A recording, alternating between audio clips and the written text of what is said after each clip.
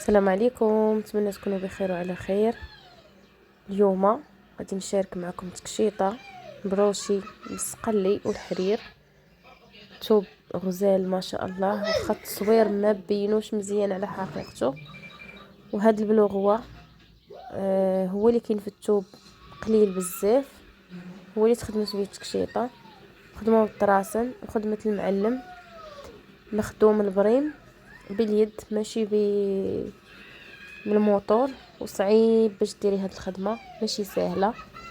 هذه كيديروها غير الناس الذواقه والناس اللباسه واللي كيعرفوا معنى التكشيطه والقفطان المغربي، هما اللي تيديروا هاد الخدمه. بالنسبه للخدمه، طريسنات رقاق وعقيدات ديال الناموسه. المهم الفيديو راه واضح فيه كلشي. هنا التكشيطه راه ما مصلوحاش، نشوفوا الخدمه كيفاش مطلوقه وزوينه. بالنسبه لهاد العقيدات راه هما عقيدات ديال الناموسه، كيجيو صغيورين، راه كيخدموهم اغلبيه في جلالب الرجال وفي الجلالب اللي كيتخدموا باليد. بالنسبه لعقيدات الناموسه راه ما كيجوش مع السفيفه الغليظه، ما كيجوش مع الضفيره اللي غليظه، كيجيو في خدمه رقيقه. اللي بغات ديرهم تخدم خدمه رقيقه ولا تخدم باليد من الاحسن.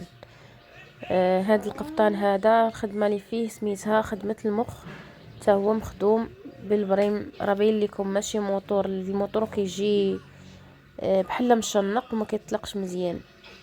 هاد البريم كامل مبروم باليد ماشي بالموتور، والضفيره رقيقه والطريسنات رقاق والخدمه متقونه، وفيه حتى هو عقيدات.